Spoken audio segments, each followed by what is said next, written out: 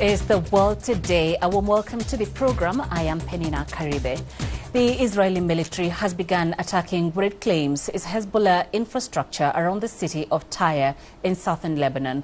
Associated Press reporter Karim Chehayeb in Beirut says the strikes came shortly after Israel ordered Tyre's residents to evacuate. Overnight, we witnessed the ongoing Israeli airstrikes in southern Lebanon. There was apparently an emphasis on the coastal city of Tyre and its surroundings. And of course, this comes just a couple of days after Israeli Prime Minister Benjamin Netanyahu said he's going to scale up the attacks in Lebanon and basically expand the scope of the ongoing operations, which for several weeks has been largely confined to areas in southern Lebanon.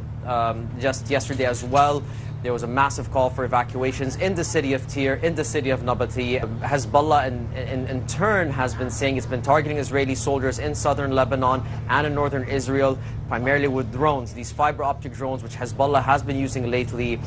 This has been frustrating the Israeli military, and that apparently has been the spark of this current escalation. Now, it hasn't forced Israeli soldiers to leave southern Lebanon, but apparently it has been something that they've been struggling to deal with on the battlefield. So Hezbollah has been emphasizing a lot on their close-quarter combat with Israeli troops, particularly along the Litani River, which has been the de facto barrier or frontier that divides the areas of combat. Yesterday, Hezbollah mentioned on several occasions that has been fighting with Israeli troops along the river as they try to advance there. Hezbollah has also claimed some rocket attacks on Israeli troops in southern Lebanon. But it appears that despite the frequency of attacks, Hezbollah, the military caliber they had has definitely changed since the last war. In 2024, for example, they were announcing daily strikes into cities deep into northern Israel like Haifa and Nahariya. We aren't seeing this right now. So most of their response has been combating Israeli troops in southern Lebanon itself. Iran's Tasnim news agency reports that Iran's Revolutionary Guards targeted a U.S. airbase on Thursday morning after what they described as an early morning U.S. attack near Bandar Abbas Airport. Earlier, a U.S. official said the U.S. had carried out overnight strikes against a military site in Iran, citing potential threats to U.S. forces and commercial maritime traffic in the Strait of Hormuz. The official says the U.S. military also intercepted and shot down multiple Iranian drones that posed a similar threat. Iranian media has reported 3 explosions in the port city of Bandar Abbas at around 1:30 a.m. local time when air defenses were activated for several minutes. Meanwhile, Iran says it will not back down from its red lines despite threats by U.S. President Donald Trump. Ibrahim Azizi, the head of the Iranian Parliament's National Security Committee, says Iran's red lines include its right to possess enriched uranium and manage the Strait of Hormuz, as well as the lifting of sanctions. Trump says he's not yet satisfied with Iran's offer, adding that he will not rush into a deal despite pressure from the upcoming midterm elections. Walter Morris reports from Washington. U.S. President Donald Trump says that under any deal between the United States and Iran, the Strait of Hormuz will be open to everyone and not controlled by any country. Trump is also pushing back on speculation that growing political pressure is driving him to end the war quickly. Wednesday, Trump met with his top advisors and most senior administration officials at the White House.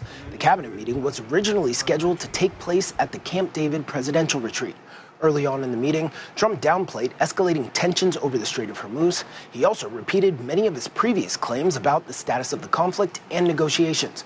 Trump told reporters that Iran wants to make a deal, but he isn't satisfied yet. And he made it clear that the U.S. isn't considering lifting sanctions. Under the potential agreement with Tehran, the Strait of Hormuz would reopen immediately, Iran would allow commercial shipping to return to pre-war levels, and the United States would lift the naval blockade and withdraw military forces. About 20% of the world's oil and liquefied natural gas travels through the strait. It's been closed since the war began in February, leading to a global energy crisis. And at the White House Wednesday, Trump told reporters that he isn't in a rush to make a deal to end the war. They're negotiating on fumes. But we'll see what happens. Maybe we have to go back and finish it. But right now, I think it looks like they want to just make a deal. I don't think they have a choice. They're just going back to the internet because they're getting clobbered. Their economy is in free fall. They have 250% inflation. Their money has no value. Their whole economic system is broken down. they thought they were going to outweight me. You know, we'll outweight him. He's got the midterms. I don't care about the midterms. Walter Moore, CGTN, Washington. The White House says an Iranian state media report claiming the U.S. and Iran have reached an initial framework for a peace deal is a complete fabrication. White House spokesperson Olivia Wales says negotiations are still proceeding, but President Donald Trump has made his bottom line clear. Iran's state-run Karibe TV reported that Tehran had drafted an unofficial framework with Washington, demanding a U.S. military withdrawal and the lifting of a naval blockade. The report said, in return, Iran will restore commercial shipping through the Strait of Hormuz to pre-war levels within 1 month, with Oman helping manage shipping. Yemen is facing a deepening food crisis as the war on Iran pushes up shipping and fuel costs, driving prices higher in a country heavily dependent on imports. The UN is warning of rising hunger, with millions facing shrinking purchasing power. CGTN's Ehab Al-Fandi reports from the Yemeni capital, Sana'a. Regional tensions are disrupting global shipping and pushing up transport and insurance costs. This comes at a time when Yemen relies on imports for about 90% of its food needs. And the UN is now warning of worsening food insecurity. Inside the country, rising fuel prices in government-controlled areas have increased transport costs by about 25% for diesel and 19% for petrol. The rise in transport and insurance costs is due to shipping and insurance companies increasing premiums because the region is considered dangerous, especially the Middle East. Therefore, the impacts will be greater and more visible in Yemen. The result of that surge is a price hike of basic goods and added pressure on living conditions for many households. Daily workers who rely on transport are among the hardest hit. In the north streets of Yemen's Taiz city, Jalal starts his day with an almost empty fuel tank. After buying a small amount of fuel, he waits for customers. But soaring prices are eating away at his small income, turning his long working hours into a race just to cover fuel costs before putting food on the table. In the city, meeting even the simplest daily need has become a heavy burden for thousands of families. Fuel prices have gone up, and food prices have risen with them. Income from work is no longer enough. Whatever money we earn is spent only on buying gasoline. We can no longer meet the needs of our homes or buy anything. We cannot even afford to pay rent anymore or to support our families. According to UN data, more than 2/3 of Yemen's population are facing a severe humanitarian crisis, the worst in years. Around 20 million people need humanitarian assistance, but international funding for aid response plans continues to fall short. As the supply chains continue to be disrupted and import costs keep rising, relief organizations warn that living conditions are getting worse in a country facing one of the worst humanitarian crises, with more families being forced into a struggle for survival. Ehab Al-Fandi, CGTN, Sana'a.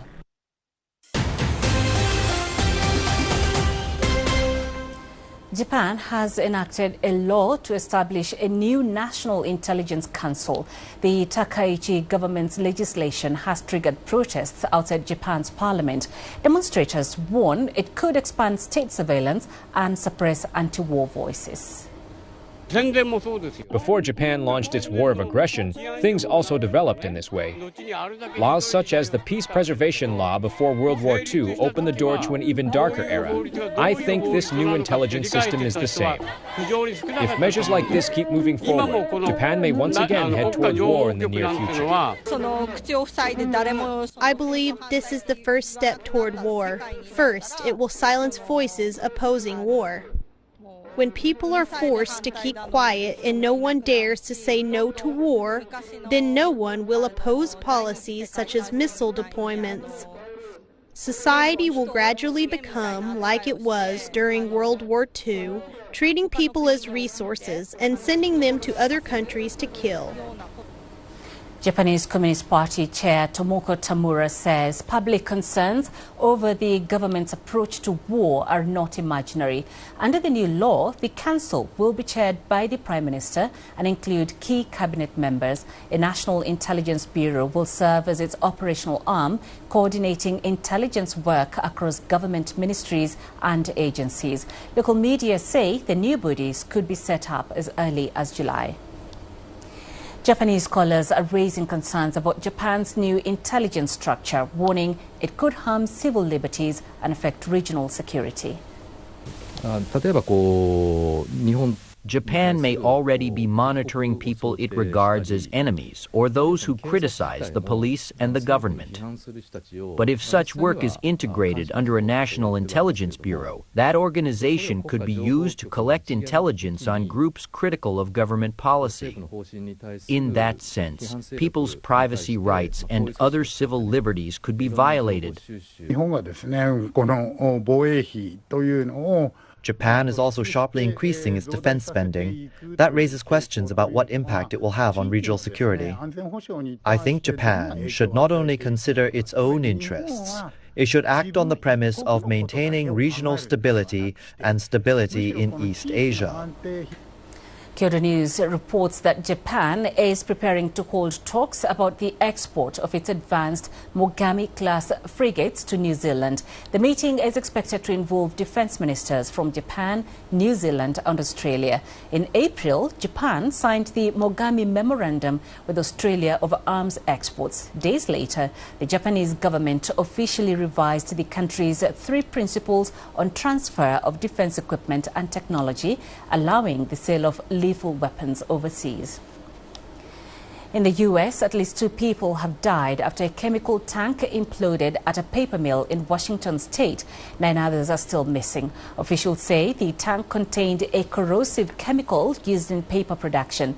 Authorities have launched an investigation and assured residents that the local water supply remains safe. And that's it for this edition of The World Today. But I'll be back shortly with more news from around the continent and Africa Live. I'll see you in a bit. Thanks for watching.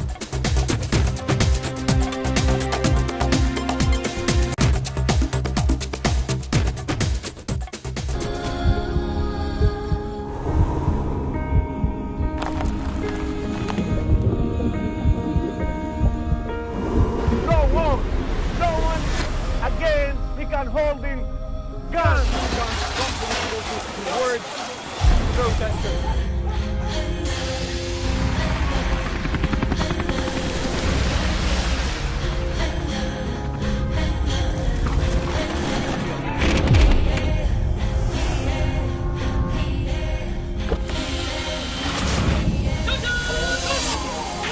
Were you worried about your life at that particular time?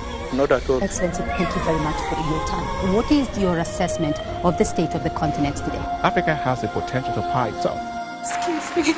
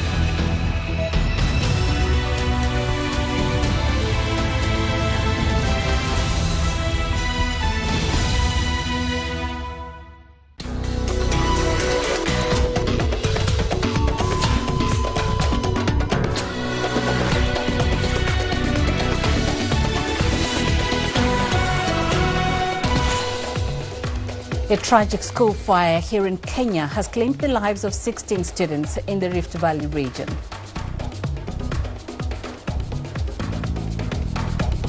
We look at the latest efforts to contain the Ebola outbreak as the impact continues to extend beyond the DRC. And nearly 300 Ghanaians repatriated from South Africa have arrived in Accra. This is Africa Live. Thank you for joining us. I am Peninah Karibe. Let's have a look at other stories coming up. In sports, soaring livestock prices in Cote d'Ivoire reveal the growing fragility of trade between the Sahel and West African coastal economies. In sports, Mamelodi Sundowns fans celebrate CAF Champions League victory as the team parades trophy in Pretoria. We begin with a tragic school fire here in Kenya that has claimed the lives of 16 students in the Rift Valley region. Police say the fire tore through a dormitory at a girls' school overnight. Local media outlets are reporting that dozens of students were also injured in the blaze. The cause of the fire is not yet known, but police say a multi-agency team is combing the scene. Kenya's Interior Minister Kipchumba Murkomen has visited the school, calling for calm and urging the public to avoid spreading unverified information. We shall outline and inform you what steps we are undertaking and also tell you exactly how the situation is. But for now, we have closed off everywhere and our officers are inside inspecting everything, after which we shall be in a position to give you information that is accurate and verified.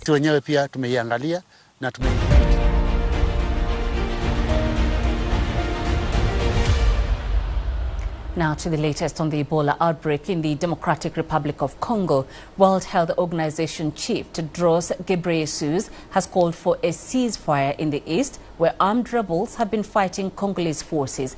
He says a truce is necessary to help contain the outbreak, warning that ongoing fighting is driving mass displacement and spreading the disease in overcrowded camps. So far, the DRC has recorded more than 1,000 suspected cases and over 230 suspected deaths in 3 provinces. They include North and South Kivu provinces, which are partially controlled by the M23 rebels. The WHO Secretary General is expected to arrive in Kinshasa later today to coordinate the outbreak response. A raft of challenges still remain, including a shortage of basic supplies and attacks on health facilities by people wanting the bodies of family members released for traditional burial. Meanwhile, Uganda, which shares a border with the DRC, has closed all border crossings for 4 weeks with immediate effect. The East African country has reported 7 Ebola cases and 1 death from the latest outbreak, whose epicenter is in the DRC's Ituri province. Uganda is temporarily closing the border with the Democratic Republic of Congo with immediate effect. The only exceptions are for authorized Ebola response teams, the humanitarian operations, the food and cargo transportation, and security. But all these still will be under strict health screening and monitoring protocols. Any person returning from DRC into Uganda, whether through air, whether through border. If you have been there in DRC and you come to Uganda, you'll be required to undergo mandatory self-isolation for 21 days. And a WHO logistics team in the eastern Congolese city of Bunia is working to complete a public health facility that will care for suspected or confirmed Ebola patients. The WHO says it is using the construction effort to train young volunteers to set up the tents that will house patients. That will also ensure local capacity endures beyond the emergency response. The initiative is intended to equip residents in Bunia with practical skills to quickly deploy treatment infrastructure for future outbreaks. Nous voulons vraiment à terme faire de ce centre de traitement des maladies. We want to make this Ebola treatment center a referral center where patients can receive appropriate care and where we can truly ensure that people have access to quality treatment, thereby contributing to the reduction of mortality related to this disease. Le centre de traitement qu'on va aménager dans le bâtiment de la pédiatrie existant. It should be noted that the treatment center we are going to set up in the existing pediatric building may not meet the patient bed needs. Therefore, we are currently leveling another space where we will set up semi-temporary facilities, initially for suspected cases. If we have enough space, we can expand further for confirmed cases. To further discuss the Ebola outbreak response, I recently spoke to Dr. Jean Kaseya, the Director General of the Africa Centers for Disease Control and Prevention. He explained some of the challenges affecting the ongoing response. Yes, we have to say that for the Zaire strain, Professor Muyembe managed to develop what we call vaccine Ebanga. This is what we are using when we have the outbreak Zaire. But for Bundibugyo, you know, this is the third time we have this outbreak in Africa. The first time it was in 19 years ago in 2008. And the second time it was in 2012 in DRC. And this is the third time. But I can assure you, with this third time, Africa CDC decided not to rest. We need to have this vaccine because if there is a fourth or a fifth one, we need to say we have vaccine and we are responding with this vaccine. Is there a link between aid cuts and the response to the ongoing Ebola outbreak? Yes, I will say that 3 times, yes. You know, in many countries, because our government didn't really invest in the preparedness and response to outbreaks, didn't invest to build strong health systems, most of the people who are working to conduct surveillance activities or to collect samples, even the transportation of samples in many countries, it was with money coming from partners. Now that this money is not there, some of these people who are working are no longer there. Funding to help to collect and to transport samples was not there. I don't say that if we had ODA, this outbreak would not happen. This is not what I'm saying. But I'm responding to your question. Yes, there is an impact because we saw that there is a shortage on human resources. There is a shortage on capacity for diagnostics. The White House confirmed on Wednesday that the U.S. is building an Ebola quarantine and treatment center in Kenya for U.S. citizens exposed to the virus in the DRC. According to an official, this would curb the risk of a lengthy journey home.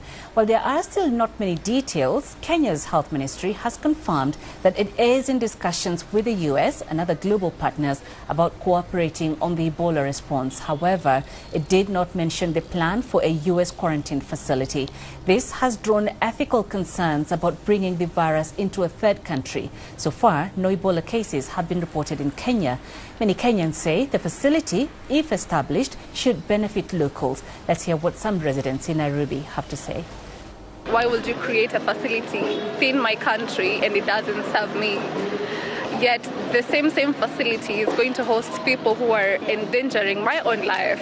Yet if I end up contacting Ebola, God forbid, I can't be taken care of. Furthermore, the Kenyan system, I'm not so sure if they have their own system or facility to actually help me out.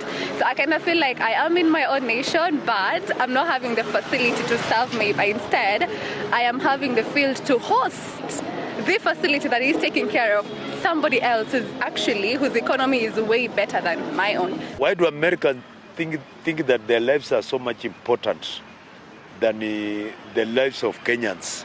So that they establish a facility in Kenya that is meant for only Americans. If they must be allowed to open that facility here, then it must be a facility that serves every human being in Kenya. I think it's not good for the Kenyan people. Furthermore, the USA USAID funding was cut, it will not be a good thing. That proposal by the U.S. to establish an Ebola quarantine facility in Kenya has sparked reactions across the country. Our reporter Robert Nagila is in studio with me, and we also have Dr. Abidan Mwachi joining us via Zoom from Mombasa. He is the national chair of the Kenya Medical Practitioners, Pharmacists and Dentists Union. Dr. Mwachi, thank you very much for joining us. The U.S. is planning to build a quarantine and treatment center in Kenya for its citizens affected by the Ebola outbreak. Why Kenya? Thank you, and thank you for having me. That is a question that is baffling all of us. But even before we consider the reasons behind, because definitely there won't be a good I'm afraid we've lost Dr. Mwachi, but we'll try and reconnect with him. So, Robert, let me come to you. We have heard from the Health Ministry. It has confirmed that indeed discussions are underway. But do we have any more details about this deal? For example, where will this quarantine center be located? Well, Peninah, that's just the problem. That's what Kenyans are asking for, because details have been very scant on this particular topic. This particular news breaking in the last 24 to 36 hours when through an American publication, Kenyans found out that the United States was to set up a containment facility here in Kenya. Now, in the last few hours, through another U.S. Media company, we're beginning to learn that this particular facility will be in central Kenya. Now, further details are emerging. We're beginning to track that since Sunday, there's been an abnormal number of flights by the U.S. military, that is U.S. Air Force and U.S. Navy, of cargo flights towards the Laikipia Air Base, which is the main, the largest air base here in Kenya. So we've seen at least 7 cargo flights, including one at 5:30 this morning via a C-17 Boeing airplane belonging to the U.S. military. Ostensibly, they were delivering some form of cargo or material to that particular air base. So there's a lot of speculation that this particular facility is already under construction. There's been very little information from the Kenyan authorities. We know that the Ministry of Health issued a statement after that news broke, but they did not confirm or deny, simply saying that Kenya was partners with quite a few international friends on this issue of health, but refusing to go into the details of what that statement was about, and not really talking about this particular story. Right. And since the news broke, some Kenyans have raised concerns over this proposal. Talk to us about some of those concerns that have been raised, and also, are they likely to be addressed by the two countries? Well, there's now a debate raging, especially online, with a lot of people having been caught off guard and trying to catch up. Part of the problem here is that there are still very few details, and everyone's trying to gather as much as they can to form some opinion. But clearly, from what I've been following, most Kenyans are against the setting up of that facility here, saying that, look, the United States has already made it very clear that it will not allow Ebola into their borders, within their borders. So why here in Kenya? Also making the point that, look, the U.S. says that its health facilities are more advanced than here in Kenya. So why are they choosing Kenya here? And why are they skipping Uganda, for example, or the DRC, where Ebola cases have been confirmed, to bring those cases here, where we've never had a single case of Ebola? So still a lot of questions, and at some point in the next few hours, really, we expect the government to come out and address this, because we've not even had from the country's parliament or most of the political leaders, apart from one leader who's come out and said that this should not be allowed to take place in this country. So we expect to hear more from the government on this particular case, because we seem to be getting more information from the Americans, while the Kenyans are very, very quiet. Right, Robert, thank you very much for that. Now, we have reconnected with Dr. Abidan Mwachi, who's joining us from Mombasa via Zoom. So, Dr. Mwachi, I'll take you back to my first question just before we lost you. I was asking, why Kenya? Why have that quarantine and treatment center here for the Americans? Thank you, and sorry about that. Kenya has long been considered a diplomatic hub for the U.S. and an ally and a partner. However, there are many reasons that will make us not even consider that as an option regardless of the various relationship that Kenya has had with the United States of America, there is no reason strong enough as to make Kenya a good choice for this particular issue. So what are the risks for Kenya, which is also at the risk of the current outbreak and facing many other health challenges? First of all, Kenya has no capacity to manage Ebola cases. We have never had even a single Ebola case in the country managed to reputable world standards. Countries like DRC and Uganda have had a reputation of managing Ebola cases, so they have a semblance of some experience. Secondly, there's always that immutable risk of infection, however well managed the containment centers shall be. And so this is akin to importing an illness with a sure bet that it will spread to the surrounding communities. We will experience a definite system strain. The Kenyan system is not as well versed as the American system. And we also risk having a two-tier system in the event that the United States will say that they're setting up a healthcare system that will be better than the one that is in the country. That will be akin to having an apartheid system in the healthcare system in our country. And what do you make of the U.S. strategy of confining these latest Ebola to Africa through travel bans and setting these offshore quarantines? It is, first of all, unethical and immoral. While we have to applaud the U.S. for always having their interests at heart, the countries that come off as losers, quote unquote, in this situation are countries that will take their policies hook, line, and sinker. Like, for example, in this case, in point, the U.S. state agencies have come out clearly to state that the only reason as to why they're not taking their citizens back to the U.S. who have been exposed to Ebola is because they do not want to run the risk of percolating infection to the American citizens. It's not because of efficiency that Kenya is closer. No, that is not what the Secretary of State said.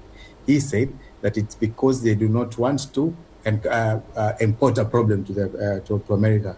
So we therefore wonder why it will be apt or reasonable for an African state like Kenya, which is already resource strained when it comes to healthcare, to want to willfully import such a disaster. Robert, let me bring you back in. We've heard, of course, Dr. Mwachi outlining the very many concerns there are about this deal. What do you think? Do you agree with his sentiments? Oh, yes, absolutely. And he's an expert. He's a doctor. He's a health expert. But what he's saying, from what I've gathered, he's actually echoing a lot of the sentiments I've been seeing online from a lot of Kenyans. And Kenyans wondering, look, if the U.S. does not want it on its soil, why on somebody else's soil?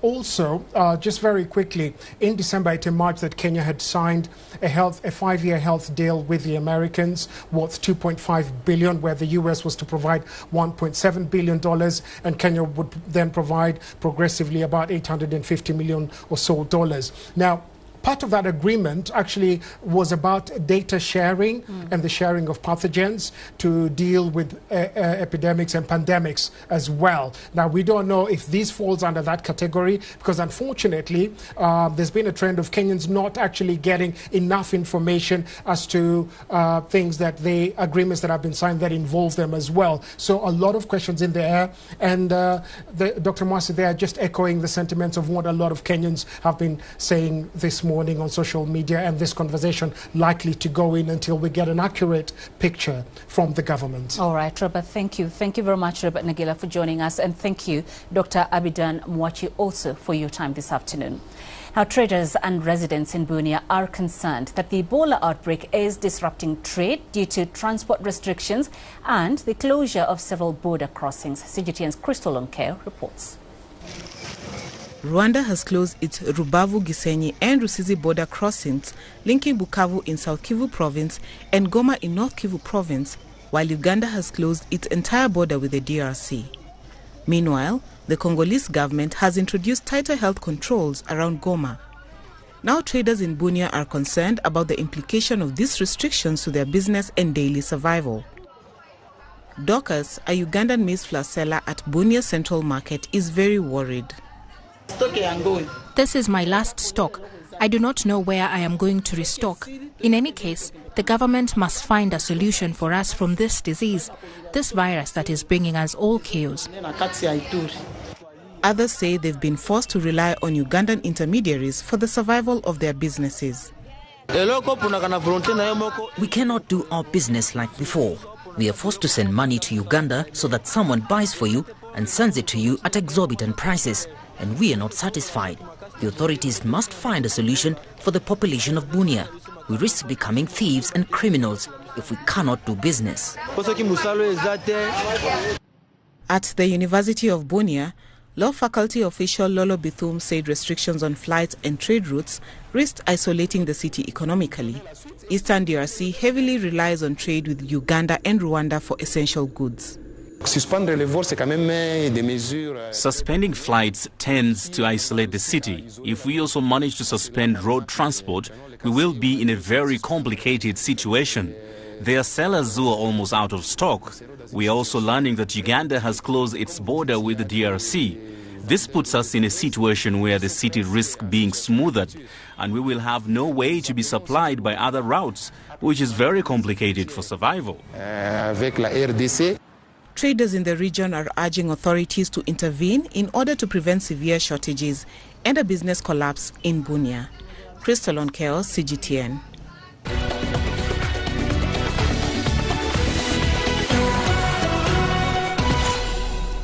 The first group of Ghanaian nationals repatriated from South Africa have arrived in Accra. The voluntary repatriation is in response to anti-immigration tensions in South Africa that have heightened safety concerns within foreign communities. More evacuations are expected in the coming days. CGTN's Caroline B. reports. Exhausted travelers arrived at Accra's Kotoko International Airport after leaving South Africa amid rising xenophobic tensions. Individuals and families were greeted with a welcome ceremony by Ghana's foreign ministry. Among those returning was a business owner who had spent 8 years in South Africa. I have a salon built in a 40-feet container, but I left it. The container got robbed once, and when these attacks began, the container was broken into and all the items looted. I tried selling my salon but couldn't find a buyer. I left and ran away because if you have life, you have everything. The repatriation follows weeks of anti-migration protests in parts of South Africa, where demonstrators have accused undocumented migrants of contributing to crime and unemployment. Ghanaian citizen Abdur Razak, who came to welcome friends arriving home, questioned why migrants were being blamed for South Africa's challenges. They want to fix their country. Why are they not change their energy to their parliament house? Why not change their energy to their state institution? Why not change their energy to the ordinary Africans? Why not change their energy to those institutions that they feel that they're going to work for them? Immigration are there. So if the immigration failure, what are you going to do? Protest against the immigration office. Ghana's Foreign Minister Samuel Okudzeto Ablakwa promised the returnees government support. President Mahama says all of you should be given 2 special allowances: transportation allowance to wherever you live, wherever your homes are, and then there will be a special reintegration allowance package. South African officials insist violence against migrants has no place in the country's constitutional democracy. Experts say the protests are from citizens concerned over irregular immigration and frustrated by unemployment. South Africans would generally like to see fewer immigrants on the street. They'd like to see the borders closed or at least strengthened. They would like to see South Africans privileged more in the labor market and access to services. But most South Africans are not willing to march and to support the kind of violence that we've seen in the last few weeks. More than 800 Ghanaians have registered with Ghana's High Commission in Pretoria requesting evacuation. Officials from both countries say they are continuing to coordinate voluntary departures as tensions remain high. Caroline B., CGTN. Today marks World Hunger Day, launched in 2011 by South African NGO The Hunger Project. The day raises awareness about starvation and malnutrition affecting millions worldwide. As key members of the developing world, China and Africa have long worked side by side to strengthen food security through agricultural cooperation. The two sides are stepping up exchanges in agricultural techniques and expertise since the 2024 Beijing Summit of the Forum on China-Africa Cooperation. China has sent over 200 agricultural experts to countries including Madagascar, Eritrea and Burundi. It has also built 24 agricultural technology demonstration centers across Africa, carried out over 100 agricultural assistance projects and trained more than 50,000 local professionals. Meanwhile, from fishery ports to satellite-based farming technologies, joint projects in agricultural infrastructure are helping boost yields and build climate resilience across the continent. The two sides are also expanding platforms for long-term agricultural partnerships. In 2024, China and Africa jointly established an alliance for agricultural science and technology innovation. Various labs and research centers for bamboo cultivation, water conservation and pest control have also been set up, laying the groundwork for a sustainable and self-reliant agriculture future. Agriculture is a major sector of significant cooperation between China and Africa. And African diplomats say China's agricultural support has bolstered the continent's food security and helped modernize this sector. China is doing very well as far as the cooperation between Liberia and China. The Chinese government has provided Liberia with some agriculture equipment, and they are helping to give us even some seeds and helping our farmers. For us in Liberia, this is an important cooperation because we are trying to build our agriculture into a modern mechanized one. So we thank China for the cooperation. It is also important because with the zero tariff policy, it will give Liberia an opportunity to send exports of some of our agricultural products to China. So for Liberia, this policy, this program, this cooperation with China is win-win because we are also, China is our biggest trading partner. Our cooperation with China has also helped in a great deal in ensuring that we could increase our food production. We can also try to achieve food self-sufficiency, especially in the area of rice production. We are cooperating in so many ways in terms of capacity building, in terms of provision of farming equipment to modernize our farming, because we want to move agriculture from subsistence farming to a mechanized agricultural production, so that in the first place we can have enough food for each and every Gambian, and of course we can have excess that we can sell outside. And we are looking into other areas where we can enhance cooperation, in terms of capacity building, in terms of exchange programs, and of course in terms of acquiring the latest technology and machinery, from China to help boost our production, especially in the area of self-food sufficiency. Mozambique's Minister of Planning and Development says China's experience in agricultural modernization could help developing countries tackle poverty and expand employment opportunities.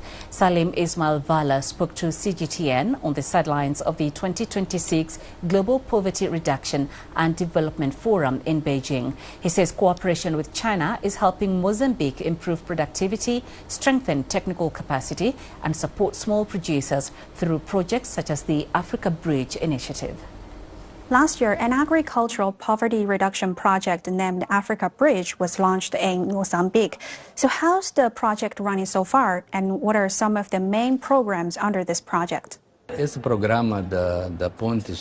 Africa Bridge program is an ongoing program in partnership with the Chinese government in the area of agricultural development in Mozambique, and several actions are being carried out: technical assistance, extension, research, support, and access to improved technologies.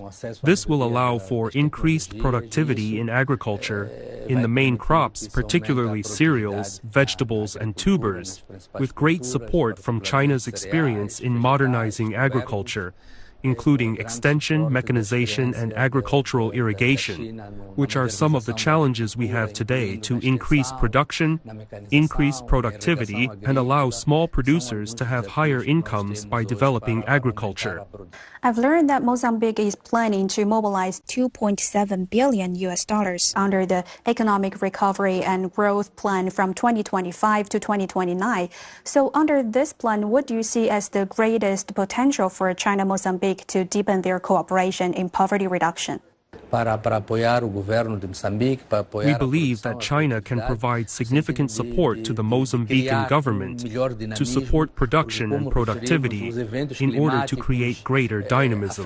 So, infrastructure replacement and improved producer capacity building through programs like Bridge Africa can be an important catalyst, enabling training, technical assistance, promotion of market linkages and financing, so that rural producers, not only in agriculture but also in fishing, who develop small businesses and small industries, can increase their income, but also meet a very important challenge we have faced, which is the generation of more jobs. Soaring livestock prices in Abidjan in Côte d'Ivoire reveal the growing fragility of trade between the Sahel and West African coastal economies. By suspending its exports, Burkina Faso is seeking to protect its domestic supply and strengthen its economic sovereignty. But this decision has caused an immediate shock in neighboring Côte d'Ivoire amid regional insecurity, the gradual closure of trade corridors and tensions over essential commodities. The very foundations of West African economic integration are faltering. Eid al-Adha, also known as Tabaski, is one of the most important occasions in the Muslim calendar. In Côte d'Ivoire, it represents much more than a religious celebration. It's a major family, social and economic event. Every year, it brings together millions of families around a shared ritual. It dates back to the time of the Prophet Abraham, who was prepared to sacrifice the son in favor of a ram. And God showed him mercy by providing the ram to take his son's place. That is why it has become a tradition for the Muslim community to sacrifice rams and share the meat with their loved ones once every year. Hundreds of thousands of sheep are transported to Abidjan and the country's major cities to meet the huge demand. For decades, this trade has relied mainly on neighboring Sahelian countries. That's Burkina Faso, Mali and Niger. But this year, the main trade routes are grinding to a halt. Between regional insecurity and the gradual closure of livestock exports, supply is experiencing extra obstruction. I've been here in this park since last week with 75 sheep, but I've still got 40 left, which means things aren't going well. Politicians need to agree to open the borders so that things can work. Normally, at this time last year, I'd already sold about 100 sheep, but this year things aren't going well because I can't manage to sell the ones that I have. In the various livestock markets in Abidjan, the effects of this crisis are already evident. Prices are skyrocketing. Some customers are hesitant and unhappy with the prices of the animals. Others, however, are paying a little more than usual to honor the Tabaski tradition. I am actually quite disheartened because I went to buy an ox but couldn't. This ox isn't even 4 months old, yet they're asking for up to $1,153. There are even oxen where they're asking for $1,700. I'm really disheartened, but I'm going to try my luck at other markets. According to the Ivorian authorities, the country needs around 350,000 head of livestock to meet the demand for Tabaski 2026. The district of Abidjan alone accounts for more than a third of this demand. But domestic production covers only 25% of the need. The rest depends largely on the imports from the Sahel. Since Mali, Burkina Faso and Niger have been in crisis, we have gradually seen trade restricted across the sub-region. Take Benin and Niger, for example. There was the oil dispute. There are also issues between Côte d'Ivoire and Burkina Faso, and between Côte d'Ivoire and Mali. These are situations that do not reflect well on Africa, especially given the Africa Union's AFCFTA initiative. These are matters that should be resolved in advance because we need to promote the Africa Common Market. In the markets in Abidjan, many are already fearing a more expensive and difficult tabaski than in previous years. A silent crisis at the crossroads of the economy, security, and regional geopolitics. And a further sign of the tough economic outlook currently sweeping through West Africa and beyond. Beryl Oro, CGTN. You're watching Africa Live. Coming up in sports. Mamelodi Sundowns fans celebrate CAF Champions League victory as team parades trophy in Pretoria.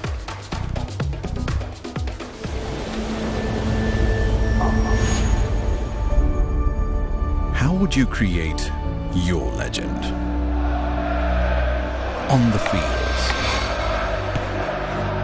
on the tracks, in the arenas of Africa.